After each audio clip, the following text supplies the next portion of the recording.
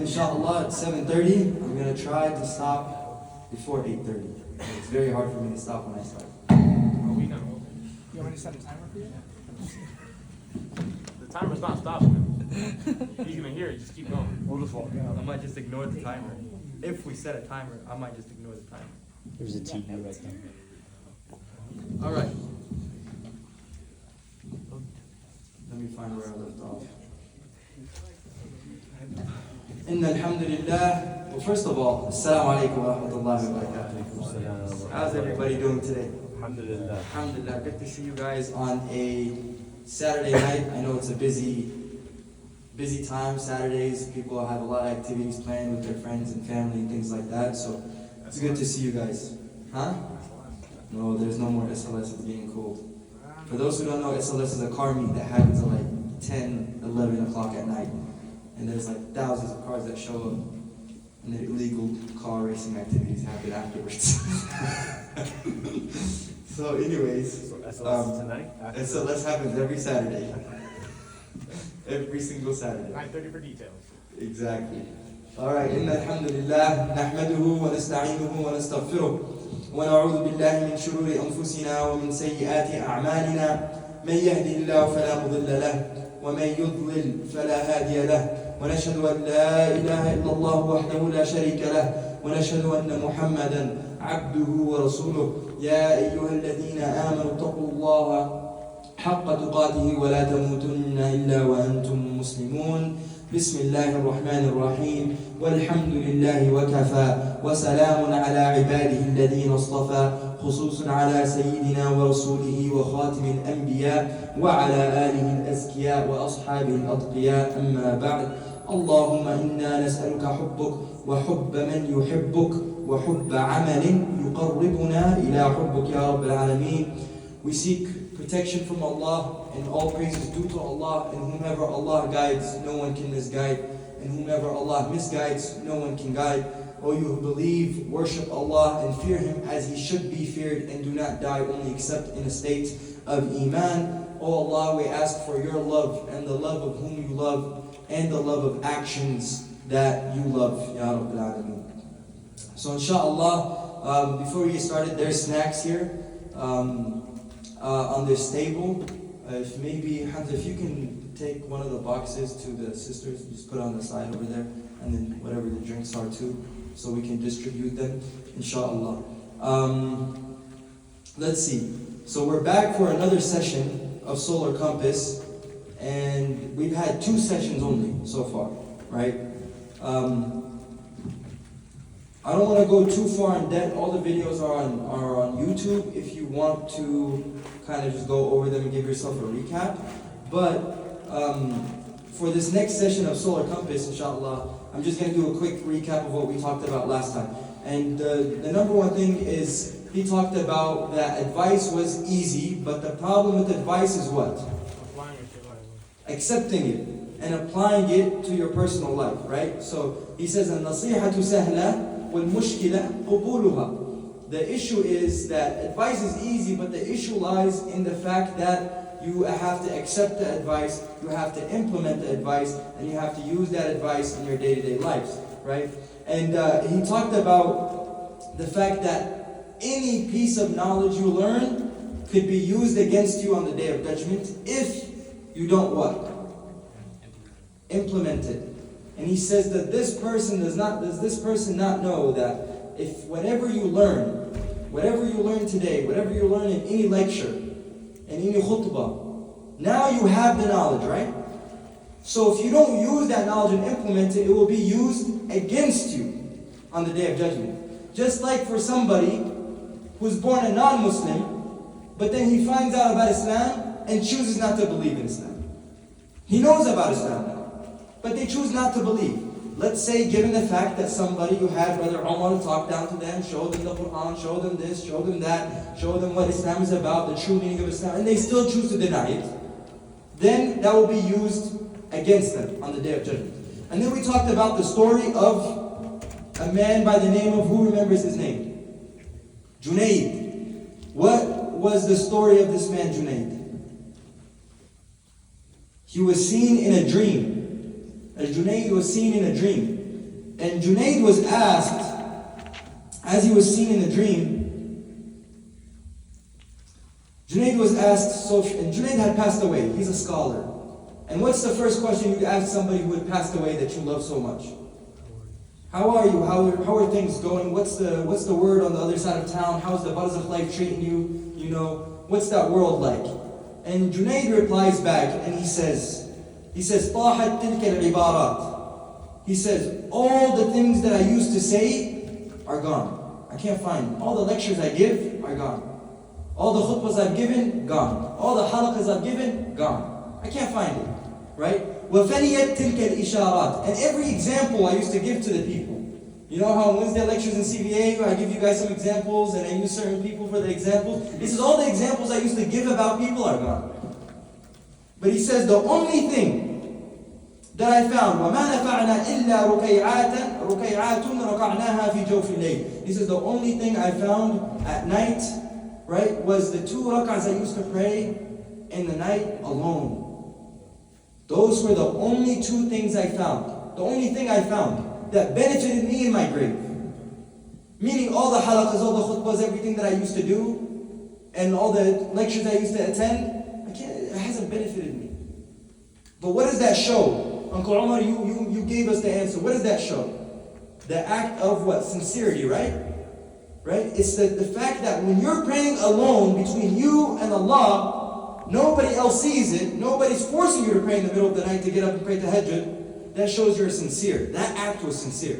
But me giving khutbah, lectures, halaqas, he said, I can't find any of it. Because that sincerity aspect was not quite there. Right? It's a scary thing to think about. Especially for those who spread the knowledge, but not just for those who spread the knowledge, but those who come attend.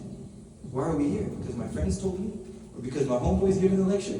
What's the reason that I'm coming? Right? So that was kind of, the gist of what we learned about. And I think the important thing for us to learn here today is that when we learn things, right? When you go to these halaqas and things, when you learn it, you have to learn to implement, and this is advice for myself before I give it out to anybody, right? I'm studying at qalam. I have to learn whatever I'm learning at qalam and implement it in my life before I give it out to the rest of you guys. Because what's the reason I'm learning? To give lectures? No, I'm learning so I don't burn in hell. I'm learning so I can use this knowledge and benefit myself before I give it out to anybody, right? Because you can make it to Jannah without teaching anybody a single thing. But what would really suck is if you have to go to hellfire and you were somebody who teaches. Because you yourself didn't even implement. That's the biggest failure, right? So I want us to use Saturdays. I want us to use Saturdays like self-care Saturday. Like this, every other Saturday is self-care Saturday. We're here to learn, implement, write down notes, take it in, and then before we teach anybody else, we can move on, okay? And then we also talked about the hadith of the Prophet Muhammad ﷺ. Who remembers how it starts? It talks about bankruptcy. Who remembers how the hadith starts? He says what? لا تكن من الأعمال مفلسا. Right.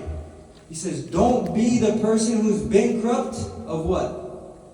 Of deeds. Of good deeds. Meaning he's saying do good deeds. But also on the other flip side of things, he's also saying, don't be the person, he's referring to the hadith of the Prophet Muhammad, don't be the person who comes on the Day of Judgment with a mountain full of deeds, but then he goes bankrupt. Why? Because he used to backbite. He used to say, so-and-so is a Ramadan Muslim. So a person would come up and say, give me some of your fasting deeds. He used to say, this person only comes and prays, only when his friends come and pray. So, because he's backbiting other people. So that person will come up on the Day of Judgment and say, give me some of your prayer deeds. And he would only give zakah when people are around. So people say, MashaAllah, brother just gave whatever so much. So somebody would come up and say, you didn't even give that sadaqah for the right reasons. Give me some of your sadaqah deeds. Till the point that he runs out of deeds to give. So what happens to him? He starts taking other people's bad deeds. And they start piling up on him. So Prophet says, "Man tadri min al-muflis." Do you know who is the one who is bankrupt? The bankrupt is the one who comes on the Day of Judgment with all the good deeds, all of them, but then everybody's just picking away at them, right? So Imam Ghazali talked about لا تكن من الأعمال مفلسا. So two meanings here. Don't be like that person who comes on the day of judgment with all the deeds, but they're gone. Or he says, he's trying to implement, make sure you do a lot of good deeds. Right? But then he relates it to the point, وَمِنَ الْأَحْوَالِ خَالِيًا. What does that mean? We talked about this on CBA. أحوال خاليا. What does أحوال mean? Circumstance. Circumstance, condition, or your STATE, your state. The state that you're in, right? Because we talked about every good deed is supposed to do what? Put you in a specific state, in a specific hal, right? When you read, or let's say when you're praying, the state for salah is khushu', because we pray 5 times a day, but who here can tell me that I'm in a state of khushu' 5 times a day?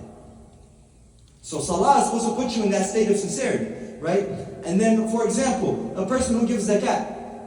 Let's say there's a brother who has so much money, and he's used to giving. It's a normal thing. Sadaqah, zakat. Anytime anybody needs help, here, boom, boom, boom. He gives it so much. But he's used to giving it so much that he's not even feeling that state of the purpose of giving. Because he has so much money. It doesn't matter what he gives anymore, right? But zakat is supposed to what? Remove your attachment of money. So when you got money saved up, and then now you got to give a big sum of it up, that's supposed to hurt. It hurts. You just worked hard for your money, been grinding for hours, for years, and now you got to give up a lump sum to somebody else. It hurts. Zakat is supposed to hurt. So when you give sadaqah next time, and you check your account and see how much, is $10 really going to hurt? Or do I got to step it up and maybe give 100 or 200 to make sure I really feel it? I might have to struggle for the rest of the week till the next paycheck, but I'm giving it for a reason. Because some of us, like, I fall into this problem where, you get in those sadaqah sites and zakat sites where it's just like a monthly donation, like $5 every month, they just take it. You don't even notice it, right? But really, that's not the purpose of zakat or sadaqah. The purpose is it's supposed to make you, you're supposed to feel it. It's supposed to break you, right? And similarly, what else do we do that with? Ramadan. Ramadan, you're supposed to feel the thirst. You're supposed to feel the hunger in Ramadan. But for those who drink so much caffeine, right? I have a coworker, so coffee drinker, crazy. Before Ramadan starts creeping up, you know what he starts doing? The caffeination capsules. He steps away from coffee and he starts taking the capsules, right? The caffeine capsules. And they slowly are supposed to take you away from drinking coffee, and then soon enough you won't need caffeine. So he's preparing for it. And I'm like, bro, I think it's better for you to just go in, drink coffee till the last minute, and then Ramadan comes, you give it up. He's like, yeah, but I'm going to have a headache all day. I was like, you're supposed to feel that headache. You're supposed to feel the exhausted. It's supposed to hurt you, right? We wake up and like, let me take some chia seeds, right? They retain water, and let me drink, the coconut water, because, it's supposed to retain the water in your body throughout the day so you don't feel thirst. And here's my idea. This is the issue especially with kids in the summer. What do you do when Ramadan is in the summer?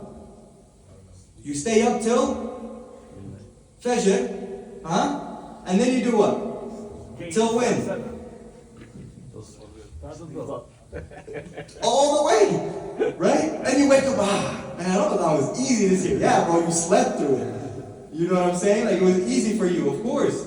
But that's not the point of Ramadan. Ramadan is supposed to break you. You're supposed to feel the thirst. And this is an issue, especially with the Muslim countries, because the corporate world does what? They change their schedule during Ramadan. Everything is closed to like Asr time, and that's when shops start opening. Everything is closed, right? It's not a good thing. We're supposed to feel it, right? So Imam Ghazali saying, don't let the state of good deeds be deprived. You're supposed to feel these things.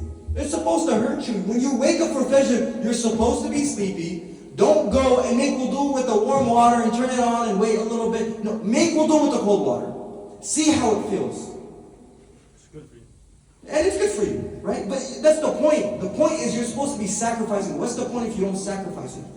Now, right? So that's the point when he says, وَمِنَ الْأَحْوَالِ خَالِيًا.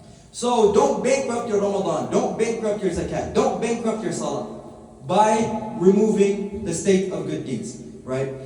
Now we're moving on to the new part. And he says, وَتَيَقَّنْ أَنَّ الْعِلْمَ الْمُجَرَّدَ لَا يَأْخُذُ بِالْيَدِ. Who can translate that for me? What does the word tayaqqan? What's the word between the word tayaqqan wa'lam? What does wa'lam mean? No. When somebody tells you what, just know. Wa'lam? No. But what's the word tayaqqan mean? Mm-mm. Mm-mm. No.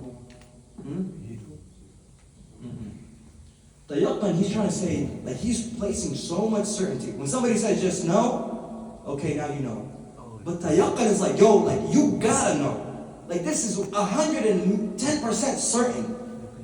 Right? Tayaqqan comes from the word yaqeen, to have certainty. So he says, وَتَيَقَّنْ أَنَّ الْعِلْمَ الْمُجَرَّدِ, that just knowledge alone, لَا يَأْخُذُ بِالْيَدِ.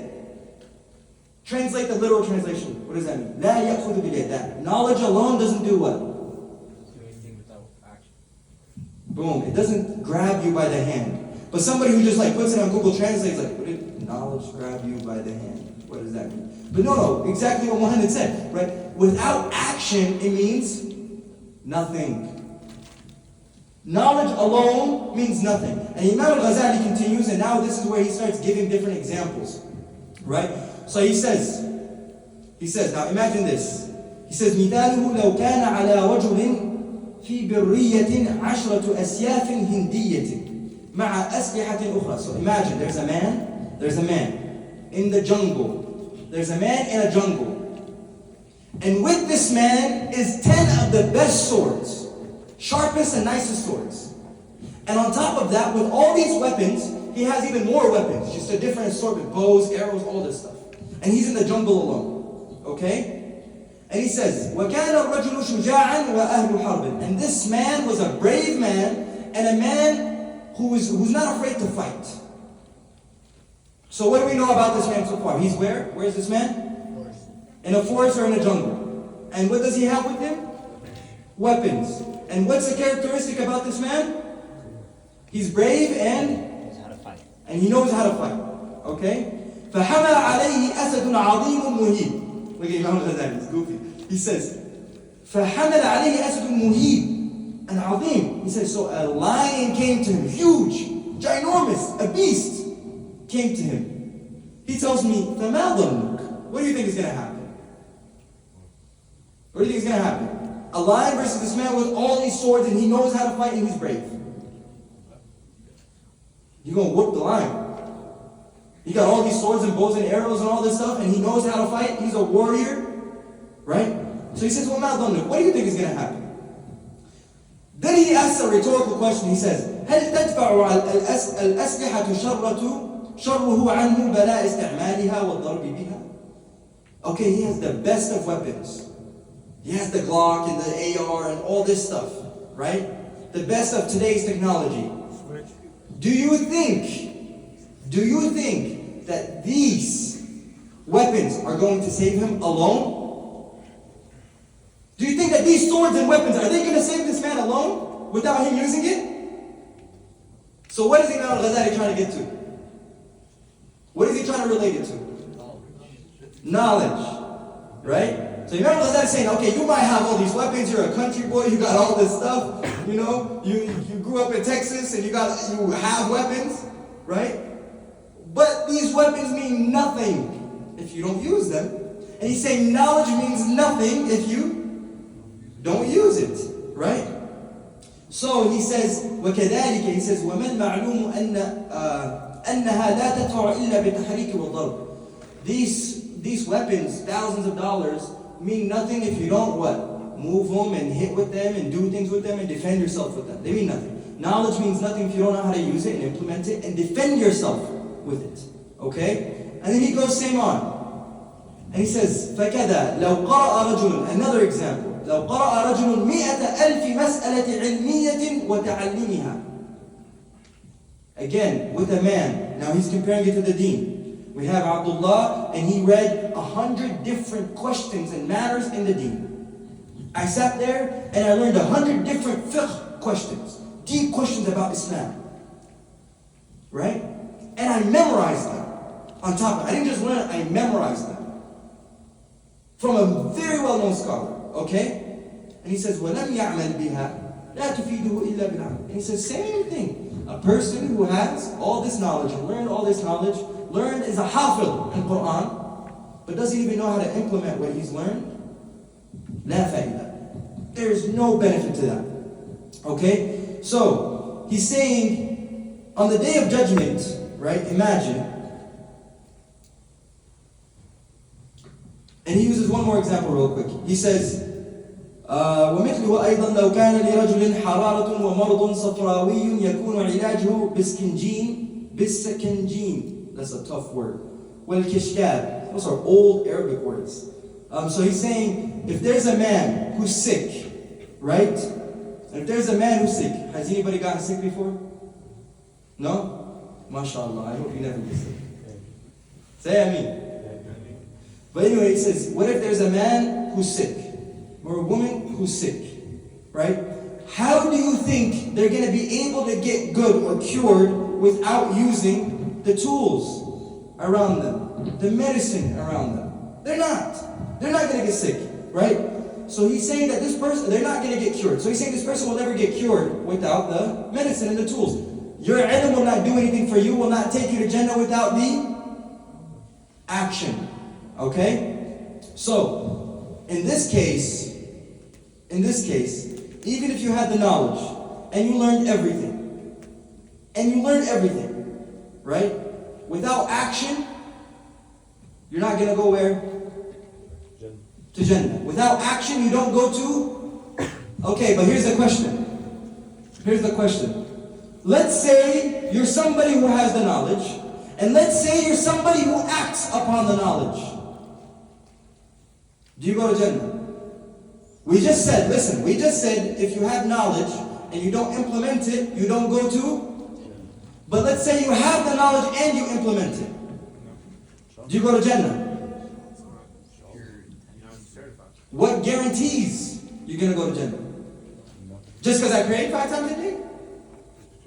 God's mercy. That's the question. God's mercy. Okay? So he says, even if you read the ilm, even if you read knowledge for 100 years, وَجَمَعْتُ أَلْفَ كِتَابٍ, and you gathered 1,000 books, right? And you acted upon it, لا تكون مستعدا لرحمة الله تعالى إلا بالعمل وأن ليس للإنسان إلا ما سعى. That's an ayah on the Quran, right? A human being only gets what they strive for. Okay? فمن كان يرجو لقاء ربه فليعمل عملا صالحا. And whoever wants to meet his Lord, they should do what? Good deeds. So we're on the point. You have to act and you have to learn and implement. So we're all clear here. So, but here's the thing. He's saying, even with all this, لا تكون مستعدا لرحمة الله. He said, you're not ready. He said, لا تكون مستعدا للجنة. He said, you're not even ready to enter Jannah. Even with all this. So, we've been talking about knowledge without action means nothing. But then now we're talking about knowledge with action. That also won't get you in. So where's the balance here? Where's the balance? Like for example, he's saying that even if you do work, and he uses the ayah of the Quran, that you have to work to get a reward. صح? يعمل عملا صالحا. You have to do good deeds. But here's the thing, he says, for example, here's an example, Best Buy. Can any of us walk into Best Buy? If you have money, you can go in and buy whatever you want. صح? Any of us can go to Best Buy, and any of us can buy whatever we want. Does Best Buy have to question you about your deen or your eligibility or how you got this money? No, they just sell you. Right? They just sell you whatever. You go to Best Buy, I have money, give me the TV, I take the TV. Doesn't matter if you're a good person, bad person, you're a terrible person, you earn your money through drugs, it doesn't matter. They sell you the TV, right? Now the difference is, no one on earth can what? Earn Jannah. Can Jannah be purchased? If I pray 1,000 years, am I deserving of Jannah? So can Jannah be purchased? No. Right? So the question that you're all thinking, what's the question that you're all thinking? If I can't purchase Jannah, and my good deeds aren't going to take me to Jannah, How do you get it? why do you do good deeds? What's the point? What's the point for me to pray? What's the point for me to fast? What's the point for me to give zakah? If none of it gets me to Jannah. Who can tell me what's the point? Your intention. Okay, your intention, let's see. Because Allah said so. Because Allah said so. What else? Get me closer to Jannah. To get me closer to Jannah. I like your point. Keep going on that. Get me closer to Jannah. Okay, tazkiyah, give me, dig a little bit deeper. What's the question? It's like, why? Ah, that's the one, right? To earn the mercy of Allah. You can do all these good deeds from A to Z. From A to Z. But the purpose of doing these good deeds, don't do the good deeds because what? This is what I'm going to use to get to Jannah. Remember, there was a man who prayed 500 years. It's a hadith Qudsi. A man who prayed 500 years. And he comes to Allah on the Day of Judgment. And Allah says, I will enter you to Jannah from my mercy. And the man says what? He says, no, not going to happen. What did I pray 500 years for? I didn't do it for me. I did it for you, Ya Allah. How are you going to tell me that after 500 years you're going to enter me because of your mercy? That's not how things work. Because what? We think of a transactional relationship with Allah. Yeah, I work my money, I go to Best Buy, I pay for it, you give me what I want. Right? That's how we work in this dunya. Sah? But that's not how it works in the akhirah. That's not how it works. So then you tell me what's the point of good deeds? This man says, Allah tells this man, okay, bring the scales forth. Let's put your 500 years of good deeds on this side of the scale, and let's put the fact that we allowed you to see out of one eye on this side of the scale. Let's see what's heavier on the scale. And as you know, the fact that he was able to see the blessing Allah allowed him to see from his eye outweighed his 500 years. So the thing is that you and I have to remember is that Allah does not need me and you to pray. Does that change who He is? If I miss Salah, does that change Allah? If I don't pray Fajr tomorrow, does that change my Creator? And if I pray 1,000,000 times, does that do anything for Him? Because He's still what? He's still Allah. It doesn't do anything for Allah. Allah wants us to pray. Let's be clear.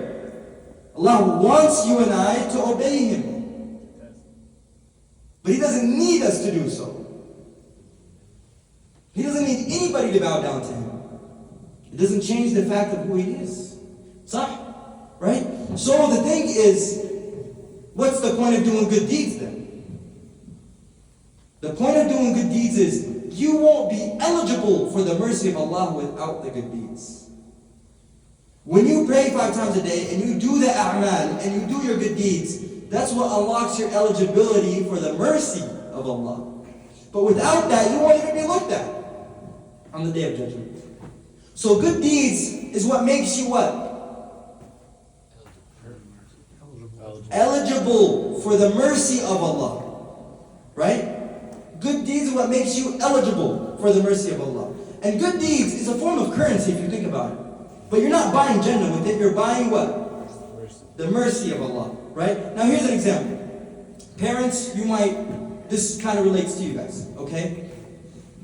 Let's say, try to imagine all of this. Maybe you guys have experienced this with your own parents, okay? Your dad tells you, clean your room. Your dad tells you, clean your room. He wants you to do something. So he's asking you to clean your room, okay? And when you do this chore, your dad gives you money for it. You clean your room, you spent all day, let's say you're a 10-year-old, you spent all day cleaning your room. Moving the bed and taking this and doing that and folding your clothes. clothes, it's a chore. It's like heavy work. Yeah? Especially for a 10-year-old. It could take forever. It could take the whole day sometimes. And your dad at the end of the day buys you a little PlayStation game. $40, let's say. Right? He buys you the PlayStation game, $40. Did that $40 hurt your dad whatsoever? No. And you spent all day for it. But then let's say you've been at work all day, the parent, the father, has been at work all day, or the mother has been at work all day, they come home and they see that the child cleaned the room already, done. And they didn't even have to tell them. How's their parent going to feel? They feel happy. That sense of love and accomplishment grows for the child. Now, that love grows for the child. But you know, I cleaned my room and you didn't even have to tell me to clean it. I did it myself. What does that do for the child and the favor for the parent? Like in that relationship, the child with the parent, what does that do for the child? It puts that child in favor with his parents. Right? Because he did good. It puts that child in favor with the parents. So the father gives him, here you go, $40, $50, here you go. Even though the father knows that if his mom or his wife or himself, he went to go clean the room, it would have taken him a quarter of the time the child did it. The child spent all day, but the mother can go in and do it in 10 minutes. He knows. Right? But the fact what? And he knows that $50 isn't even worth that amount of work. It's nothing. It's nothing to the father either. He gives it. And to Allah, the highest example, but it's the same kind of concept. When you go and pray, and nobody has to tell you to get up and pray. When you give sadaqah, nobody has to tell you to give sadaqah. When you get up and pray fajr, and nobody has to tell you to wake up and pray fajr. You get up and it's cold, and you go to the masjid and you pray. Or when you pick up the Quran and you start memorizing by yourself without somebody yelling at you, hey, memorize, hey, do this, hey, do that. Right? That puts you in favor with who? Allah. That puts you in favor with Allah. Right? So the thing is that what that child demonstrated to the father is that he is sincere and capable of working, and capable of doing hard work because he obeys the parent. When you pray and you do salah and zakat and saum and all this, you show to Allah that you are sincere, you're capable of obeying Allah, right? And that's why the Prophet ﷺ used to always give examples in relation to Allah with the mother and the child. You have to understand that dynamic of that relationship between the child and the parents in order for you to understand the bigger picture between you and Allah. Naam? So, Imam Ghazali is saying you become ready for the mercy of Allah through your what? Through your actions, through your deeds. Okay? Now he mentioned the very famous hadith. And this is where Imam Ghazali takes a plot twist. And he says, وَمَا تَقُولُ فِي هَذَا الْحَدِيثِ. So what do you say about this hadith? We all know it. We all know this hadith. بُنْيَ الْإِسْلَامُ عَلَى خَمْسٍ شهادة أن لا إله إلا وأن محمد رسول وإقام الصلاة وإيتاء الزكاة وصوم رمضان وحج بيت الله لمن استطاع إليه سبيلا. He says, so what do you say about this hadith? That Islam was built on 5. Ash-shahada, believing and there is no God but Allah and Muhammad is His messenger, and getting up to pray, and giving zakat, fasting Ramadan, and the last one is Hajj for those who are capable of Hajj, right? So, how is this relative to today? Imam al-Ghazali is coming at the necks of the people. Look, this man lived 1,000 years ago. Look how it relates today. This man lived 1,000 years ago.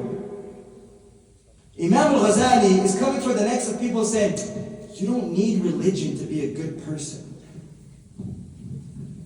We hear that today, صح? I don't need to be a religious person. Just because I don't pray doesn't mean I'm good. Just because I don't wear hijab doesn't mean I'm not a good Muslim. Just because I wear short shorts when I go to doesn't mean I'm a bad Muslim. صح? Just because I don't wake up for Fajr from time to time doesn't mean I'm a bad Muslim. Or on the atheist side of things, they say what? I don't need religion to be good. Doesn't mean I'm... Listen, the thing is, What's your definition of good, Bilal? What's a good person to you? Do good deeds for the sake of Allah, right? Doing good deeds for the sake of Allah. Muhsin, what's the definition of a good person to you? Don't think about an Islamic perspective, just to you. Who's a good person? Just a humble, cool person. That's A humble, cool person. Okay, Muhammad, what's the definition of a good person to you? a person with morals. A person with morals. Kinana, what's the definition of a good person to you? Okay. Someone that can laugh. Someone that can laugh. Okay, that's a great example. Someone that can laugh. Simple guy. Laugh and smiles, good smile. Okay. Did any of these definitions, were they all the same? No. So that means good is subjective to you. So when somebody comes to me and tells me, I don't need religion, I'm good. I'm a good person. Okay, so religion or good is different meaning to every person. What's good to you, what Israel is doing to them, it's what? Good. Huh? Me and me, I think. See? Do we agree with that? No, right? But if you ask the Zionists, they have a whole, you don't even know how they think. You can't even wrap your mind around it. Sah? Right? So the thing oh my God. They're the ones with no religion. I'm going to pretend I didn't hear that. So, but here's the thing. Good, the definition of good, it's just subjective to every person. But the beauty about religion is that it gives us the standards to what is good. A good Muslim is somebody who prays the arkan I just mentioned. Shahadu an la ilaha illallah Muhammadur Rasulullah. وإقام الصلاة وإيتاء الزكاة وصوم رمضان and Hajj for those who are capable. To us, that's a good person. That's the definition of good for us. We can go deeper and say even if somebody prays and gives halaqas and this doesn't mean that we can go deeper than that. But that's the basics. The basics. We have a religion that gives us standards and morals. Quran tells us you shouldn't knock on the house like this, you should do this. You shouldn't walk from the house to the back of the house, you should come from the front of the house. So, different things. How to approach people, how to say salam, and this, that, hadith and sunnah, and the Quran tells us and gives us the standard of what is good. So good is very subjective to every single person. Every single person. Now, the Quran and hadith anchor us to the definition, that anchors that definition of what good is to me and you. Otherwise, it just changes from person to person, right? For example, food. For my Desi people, who eats here brain masala? You guys had that? So I have a friend who loves it. And you know, he comes to me, oh, here, take some brain masala. I'm fasting today, bro. Right? But to him, it's good. And same with Libyans, we have a dish that's called osman, which is literally what? The intestines of a lamb stuffed with rice and spices and things like that. I said, Right? And he's saying it tastes like honey. But you tell somebody else, you know, I go to one of my Puerto Rican friends and like, yo, what am I? Nah, I'm flying too, bro. That's what he'll say. Not even I'm fasting too, bro. You know what that thing you do every year? You know, I'm doing that right now. Yeah. Right? So listen, good is subjective to every person. So Islam gives us the definition of what's good through the Quran and the Hadith and the Sunnah and the action of Sahaba and the Prophet Muhammad sallallahu alaihi wasallam. Right? That's the beauty of Islam. And there's a beautiful ayah in the Quran where Allah tells the Prophet Muhammad sallallahu alaihi wasallam, لو يطيعكم في كثير من الأمر لعنتم. If the Prophet Muhammad obeyed to everything you guys wanted him to do, Quraysh, everything you wanted to, you'll still complain. Even if he obeyed you. But the bigger picture here is, if Allah left it up to me and you to decide what's good, we'll destroy each other. We'll kill each other. We'll never agree. We'll never agree to what anything is happening. Everybody has something different. Everybody has an idea of what's different. So Allah is telling us, if I left it up to you guys, yeah, good luck. Good luck. Because everybody has a different opinion. So to close the loop here, Imam Ghazali is saying that it's simply not enough to say, yeah, I'm spiritual, I'm a good person, I don't need to pray. But it's also not enough to say, what, on the flip side? Yeah, I pray on this, I'm a good person. There's a, balance between both. So that's why he says, when imanu, explains what faith is. Al-Iman qawlun bil-lisan.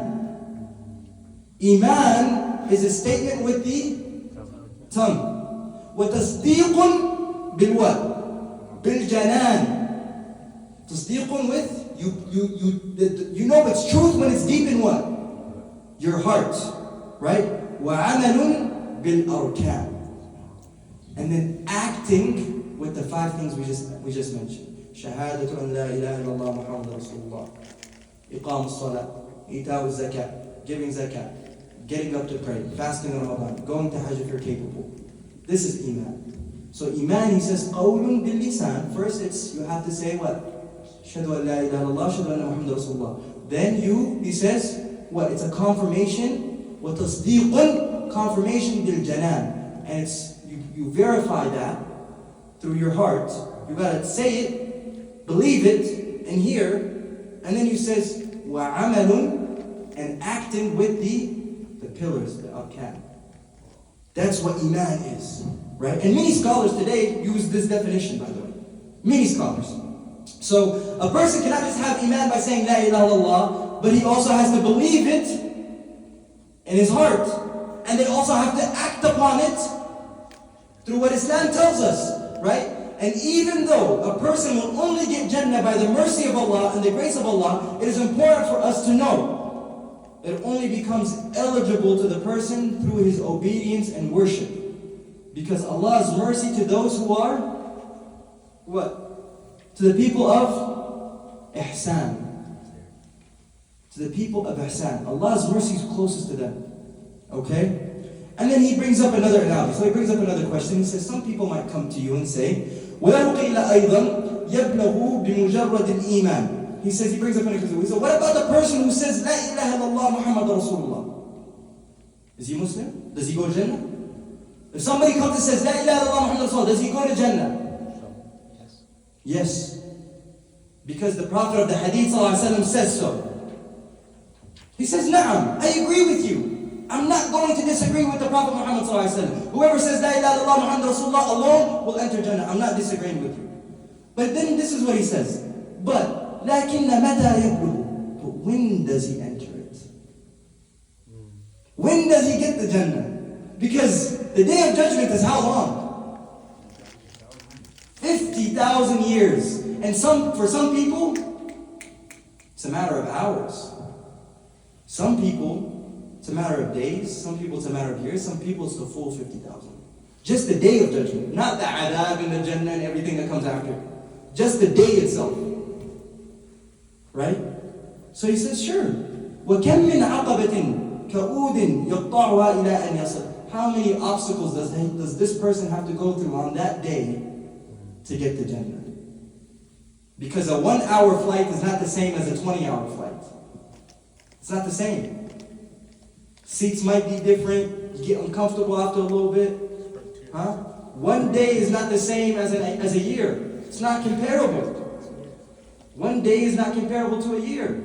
So he says, I agree with you.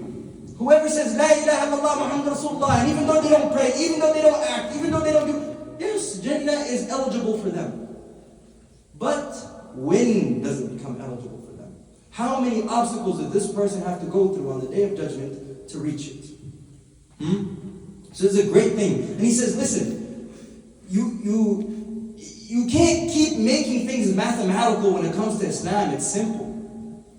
It's simple. Yeah, but I say La ilaha illallah Rasulullah, I'm going to make it. That's it. That's what the Hadith says. 1 + 1 = 2. That's what it says. Stop thinking about that. He says it's even more simpler than that. Sure, you said it. How long will it take you to get there? And what do you have to go through? And how many hoops do you have to jump? And how long do you have to wait in your own sweat, drowning in the darkness to get the mercy of Allah? How long? Or are you going to be like that person who is a shaheed, like those in Palestine? Who the Prophet ﷺ said they don't even feel a pinch when they die. It's not more than a pinch that means you feel when they die. That's the pain they feel. And what? La hisab. There is no questioning. Boom. Jannah. Right? But what about me and you? How long will it take us? How long will it take us? So that's the thing that Imam Ghazali is trying to get to.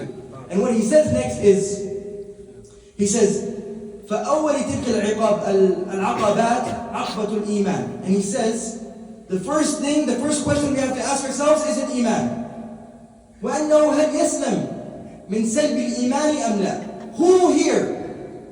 Raise your hand. If you can tell me you will die a Muslim.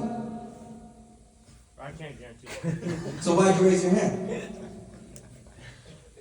Who here can guarantee that for me? That yes, I will die 110% a Muslim.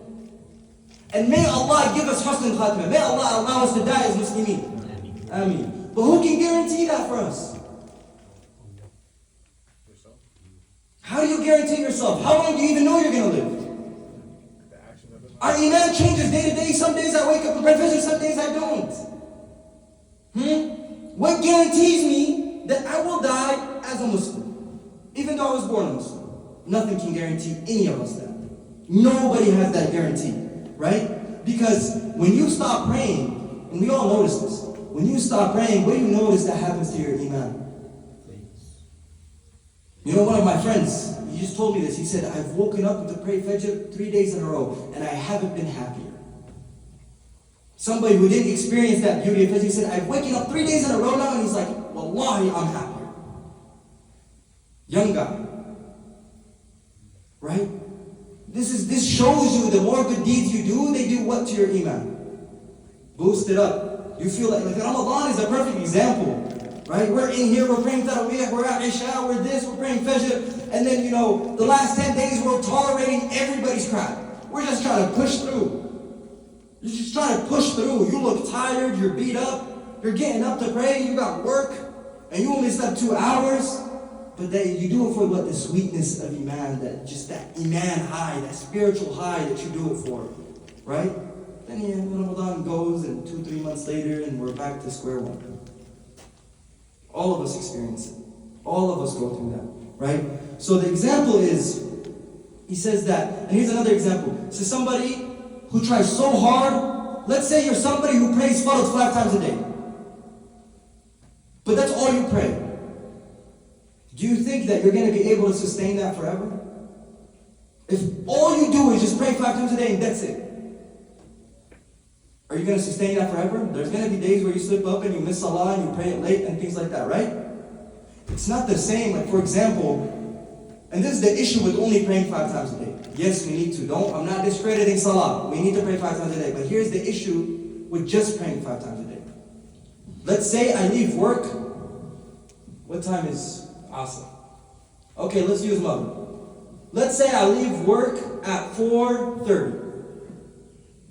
And I know it takes me 15 minutes to get home. 15 minutes to get home. So I left at 4:30. Maghrib is 4:48.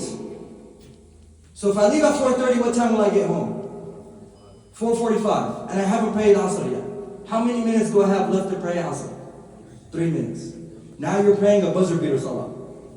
You gotta make sure you squeeze it in. You gotta make sure you squeeze Salah in before Maghrib comes in. But if you're somebody who allocates time for wudu, time for dhikr, time for dua, time for your sunnah, before and after, you'll never have that issue.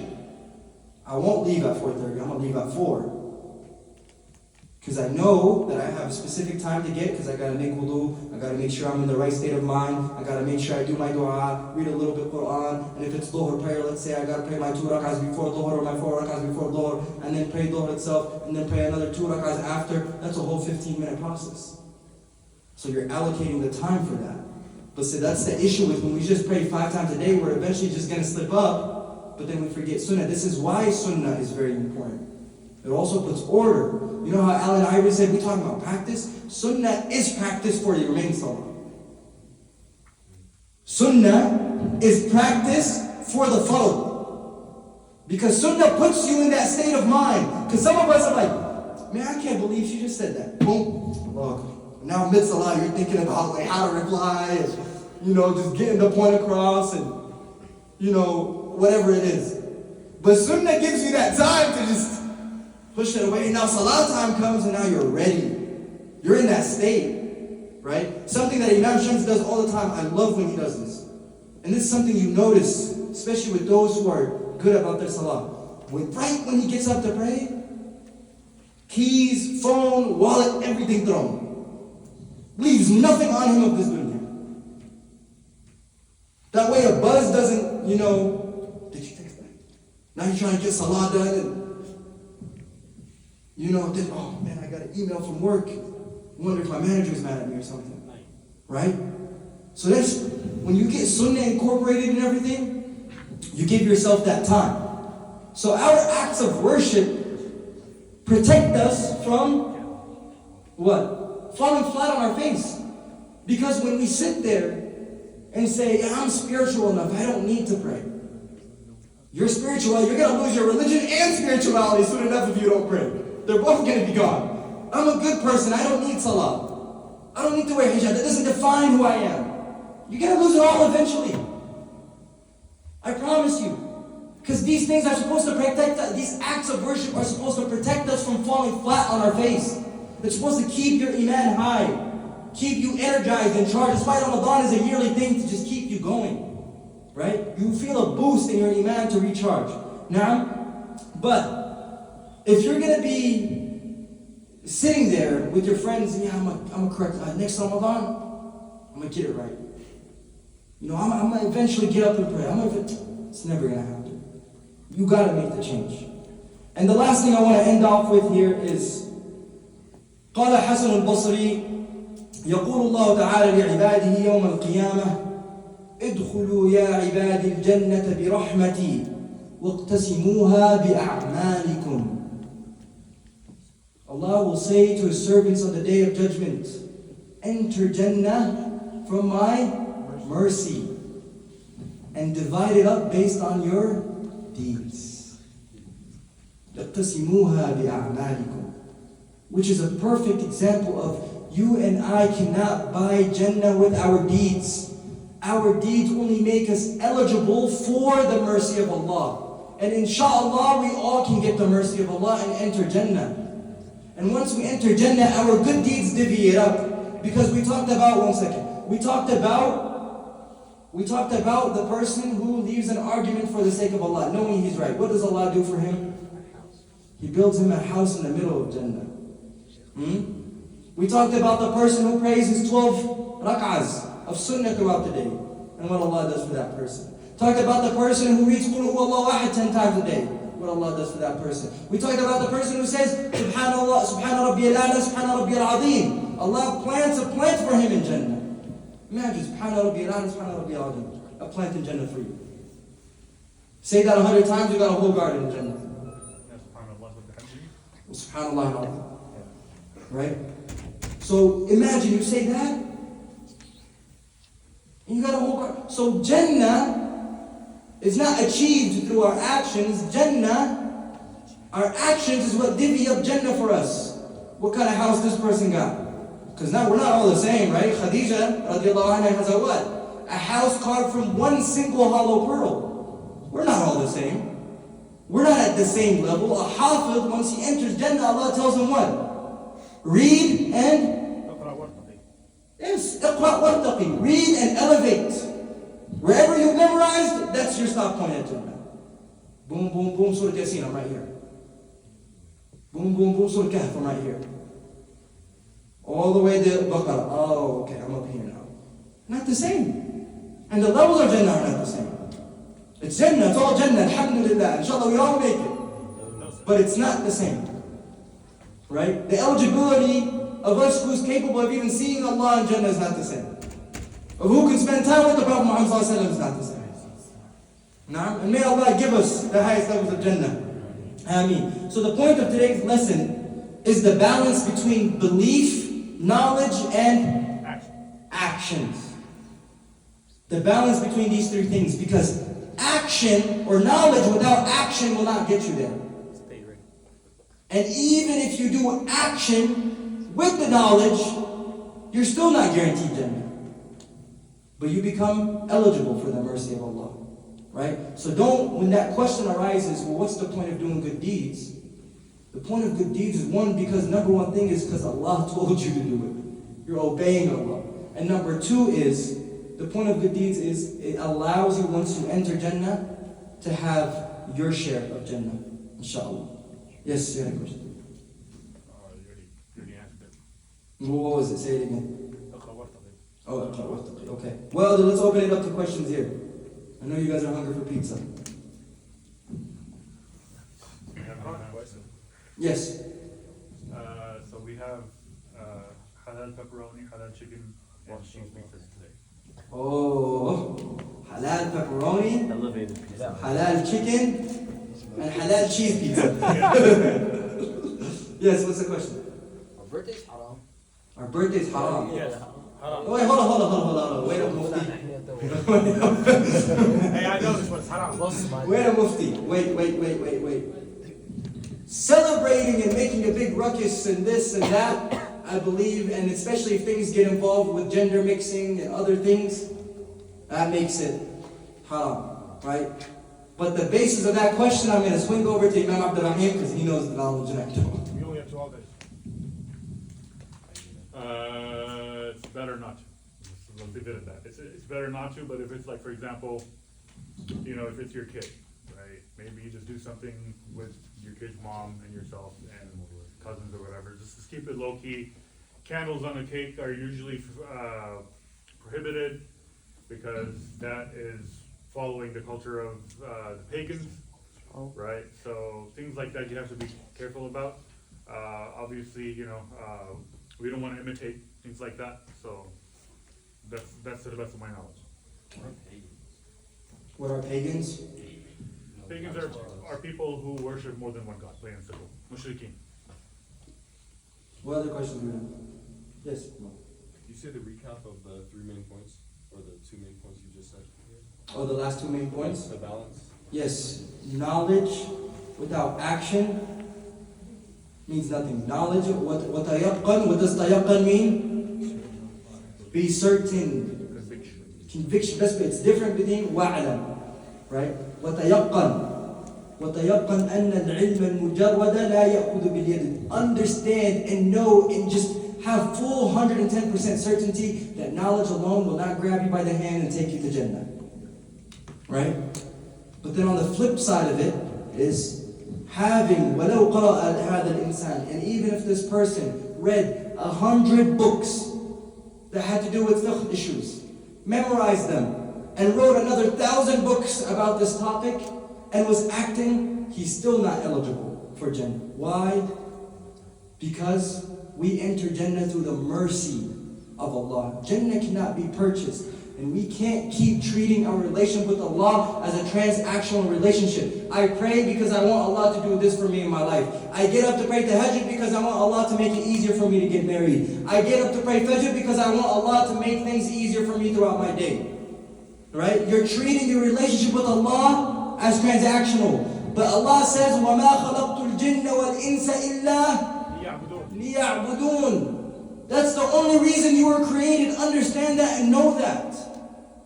Once you memorize that and truly implement that in your life, that you were simply created to worship, then and you stop treating your relationship with Allah as a transactional relationship, watch how things start going your way. And Allah, listen, don't take me wrong. Allah wants you to ask Him. Allah wants you to return to Him. Allah wants you to beg Him. And He wants to give. But the people of Ihsan understand that salah and prayer, they don't go to pray at the masjid because they want something. They don't get up and pray tahajjud because they want something. They get up and do it because of their iman and because Allah commanded them to do it. Right?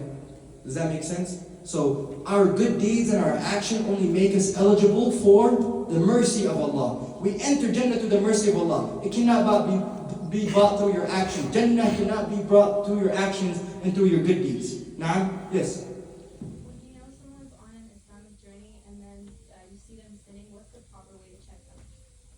So you're saying somebody is trying to get better? Yeah, and then like you see them sinning, like what's the proper way to check them? You don't go like, oh, you're Muslim, you're not supposed to do that, right?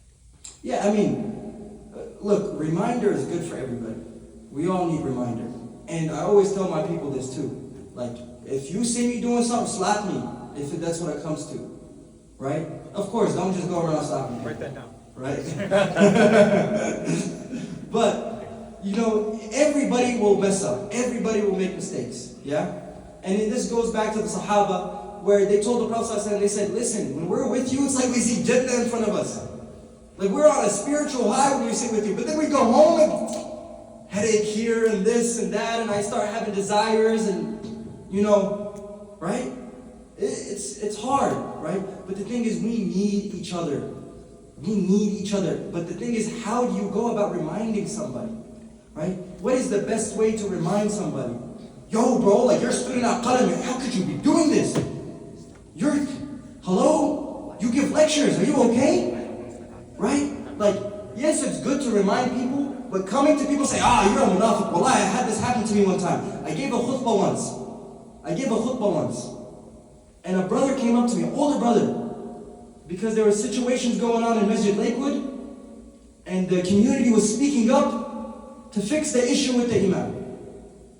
So I gave a khutbah about making sure to, not backbite and forgive each other as brothers and sisters. Brother comes up to me and says, you're a munafiq. In front of everybody. That's a big word, guys. It's not a small word to throw around. It's not a small word. You're a hypocrite, he says. In front of everybody after khutbah. Right? Why? Oh, you're in that group chat where they talk about the imam. You're a part of it.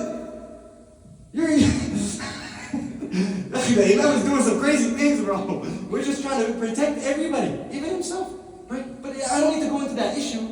But, there's better ways to go and approach somebody and tell them, there could have been a million different ways to come to a person and let them know, hey, maybe you shouldn't do maybe this. There's a beautiful way. And we'll cover this in later topics, is that you treat people, part of iman is wanting for your Muslim brother what you want for yourself. So if you don't want somebody to come slander you because you made a mistake, right?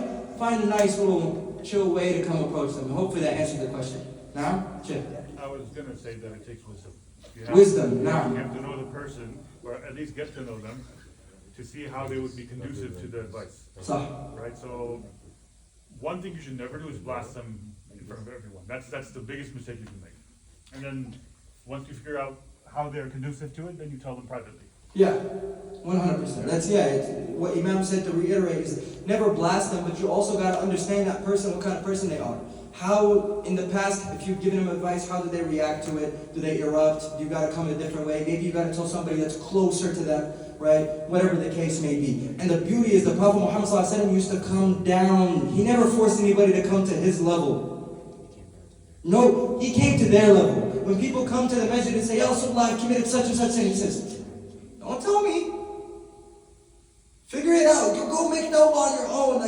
He's giving them chances. Yeah?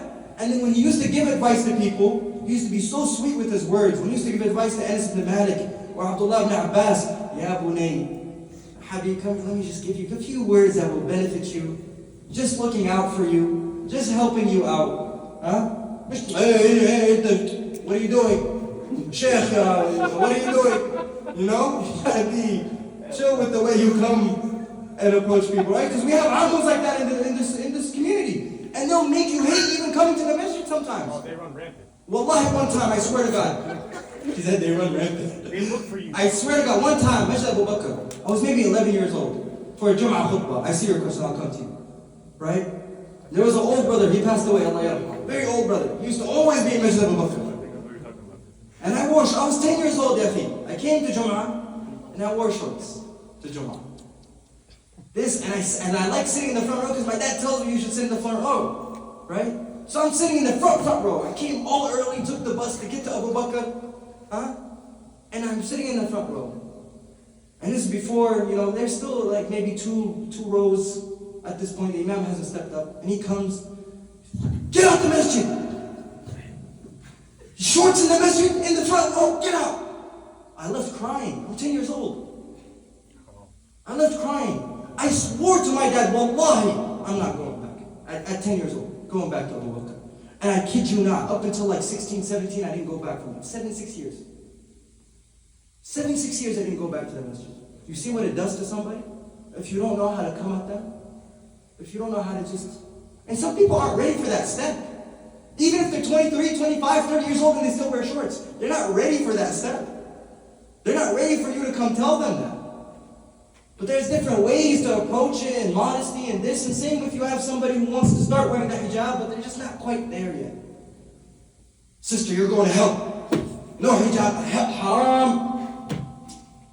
That's not how to deal with people. That's not how the Prophet ﷺ used to deal with people. Yeah? Right? So give that example of the guy who peed in the masjid. Yeah. Oh, yeah. Bedouin. Yeah, go ahead, tell it. So there's a story of Bedouin, right? Bedu, they don't know like norms of like the city. They A don't man know. who's away from the universe, Yeah. if you could say. So he came into the masjid, and I forget the details. I don't know if you know him very Yeah, well, so but this- but in essence, he didn't see any issue back then. You have to think of it. Masajid didn't have carpets, didn't have like what we sit on today. It was all dirt in a closed house, right? So he went to the corner and urinated, and then all the Sahabi were like, "Man, this is the Prophet's masjid. You're gonna do this, blah blah blah." And the Prophet ﷺ told him not to do anything, right? Finish, yeah. Like, don't let him finish. And there's wisdom behind it, right? If you tell him move, he's gonna make more mess and then Yeah. all that. So subhanallah, like to give the advice, he did it, right? And then I forget what he said specifically, but he said, like all these guys, Prophet of Allah, I'm not friends with them. I'm only here like with you, like and may God like strike them. He said something against Only them. bless you, but not them. Yeah, may Allah bless you and not them. Yeah. And the Prophet ﷺ said, well, Allah subhanahu wa ta'ala is not limited by what your dua is. Like, He can bless everyone no matter what, right? And then the Prophet ﷺ made his sahabi, his friends, his sahaba, to go clean up after the mess, not the Bedouin, to teach them a lesson, right? And you see, and this is something I mistake is assuming. Assuming somebody will do something, right? And assuming whatever's in their heart, and assuming how they are, but you don't know. You'll have people that are getting closer to Islam, and people will say, well, I don't know about that, bro. He's just doing it for show. She's only wearing that hijab because, she's trying to impress a guy. Stop assuming. It doesn't. It's she's only being more modest and did this and did that, or he only did this and that. Oh yeah. Because everybody else is doing this. So stop assuming, right? And the thing is, it always bites you back. Always bites you back. Yeah, that's a great example. Yes, Muhammad. So, at what point are you like? What point do you know where like, oh yeah, I'm content enough with my actions, and I'm like confident enough to start giving advice to other people? That's something I struggle with, man. That's something I struggle with a lot. That's something I struggle with a lot. At what point? And my teacher always says this. He says, "You're not coming to Qadam to teach. It's not the goal here. You're not reading Ayuha, alwalad so you can come on Saturday, every other Saturday, to teach it to the boys and the sisters and the youth. You're not teaching this knowledge so Bilal can come dab me up after, MashaAllah, akhi, you did amazing. I'm not teaching the knowledge so I can have a crowd, right? So the point that you get to is, it's tough to know. But it's always a good thing to understand and know that just make it, you can teach whenever, I feel like. But just know that the main reason you're learning is for yourself. Like we said, I'm learning to what? Save myself from hellfire. And to please Allah. And once you implement slowly and you start learning, then if you feel like there's a community that needs the help, there's some youth that need the help, then do it. And if you feel like that if you're not doing those things, and maybe an imam appointed you, and you might not even be ready, still step up to the plate. But understand that you need to better yourself, right? Because imagine, Sahaba were learning from a 13-year-old scholar. Who's the scholar? It was Abdullah ibn Abbas. This kid was a scholar by like the age of 10. I'm dead serious, right? And Sahaba, elder Sahaba were sitting, quiet, learning from him.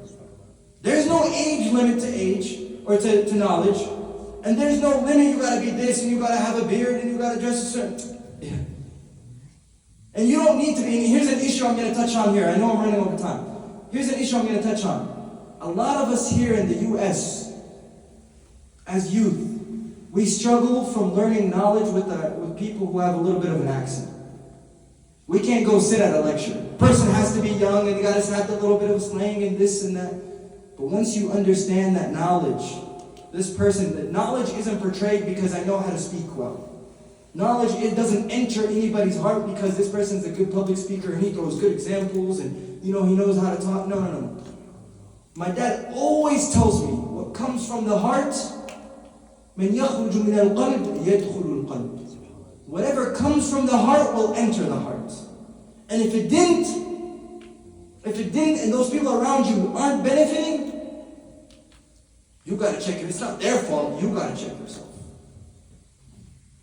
Right? Because you can sit there and listen. And there's an example I always use of this one man who passed away. He didn't speak Arabic, he passed away. And there was a sheikh traveling in this little town, and this young man, this older man who passed away, he didn't speak Arabic or anything like that, but they needed somebody to bury him. They needed a sheikh, an imam. And this imam happened to be traveling. So he went and buried him. He said, yeah, sure, I'll come help out, I'll bury him. And after the burial's done, the man is, my wallet. And he says, I know exactly what happened. When I leaned in to put him in the grave, my wallet fell out. But I'm not going to open the grave. I'm going to go ask the man's wife for permission to allow me to open the grave. I'm not even going to open the whole grave. I just know it's a little corner. I know it's right here. So he asks permission, goes and digs it out, gets his wallet back. And he goes back to the wife and he says, I noticed something. When I opened this grave, it smelled like pure, amazing musk. Just a strong, beautiful fragrance that I've never smelled before was coming out of your grave, your husband's grave. What did this man do? What did this man do? He didn't get killed. He's not a shaheed. What did this man do? That's what it is. No, but what did this man do? She tells him, he's a normal guy. And he didn't get up and pray the Hajj. He's just praying his 5 daily prayers. And are you sure he didn't do anything? She was like, well, wait a second. Every day before he left work, he would pick up the Quran. And he doesn't know how to read Arabic. And he'd put his finger on the words. And after every line he says, my Lord is truthful, my Lord is truthful. And he would continue and read the next line, and he doesn't know how to read Arabic. He's just reading and just tracing and touching the words, and then he says, my Lord is truthful, my Lord is truthful. Pure conviction. Knowing 100% that it's right, it's sah. Right? So the thing is, when it comes down to all these different aspects, yeah, we just make sure it's in here before it's portrayed, you know? Last question, yes. I don't have a question, it's more of like a kind of end statement. I feel like the problem with us is that we fail to understand that in America, this place has nothing for us as Muslims. If you just look around, your friends, the people at school, it really is not a place for us. You open a big can of worms right now, by the way. Well, wait, let me finish. I know how to close it. Okay. I don't know. Right. But I feel like at the end of the day, you really do need to stay within your own community and the true Muslims that are around you, so that you're not put on the hijab for looks, so that you're not praying just to pray, just so whenever your Muslim brother really gets you on praying, you understand why you're praying, you understand the end goal. Because at the end of the day, if we don't have each other out here, you just look around. That's that. Yep. Al-mar'u ala dini. What? What's the hadith? The man or the woman is on the deen of their friends. Your friends are good, you're good. Your friends are bad, you're bad.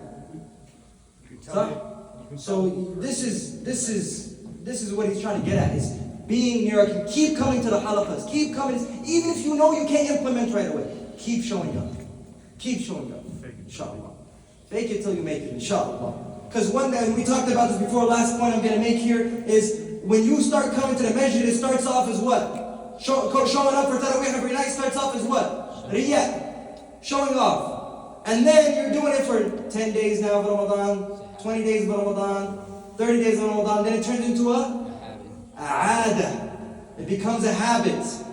So it starts off as riyah, showing off, and then it turns into aada, it becomes a habit. and then eventually enough it becomes a Ibadah. ibadah. Eventually, it becomes worship for you because now you're doing it every day. Fake it till you make it. You know? And may Allah guide us all, inshallah. And let's end with this here real quick. As I ended with Wednesday, quick dua for our brothers and sisters in Palestine. Allahumma ansur al-Islam wal-Muslimin. Allahumma ansur al-Muslimin fi kulli makan. Allahumma ansur al-Muslimin fi Palestine wa fi Gaza. اللهم دمر الكفار واليهود والنصارى والمشركين اللهم يا الله يا الله يا الله اهزمهم وانصرنا عليهم يا رب العالمين بارك الله لنا ولكم في القرآن العظيم ونفعني وإياكم بالذكر الحكيم استغفر الله لي ولكم ولسائر المسلمين فاستغفروه إنه هو الغفور الرحيم. Let's have sisters grab pizza first.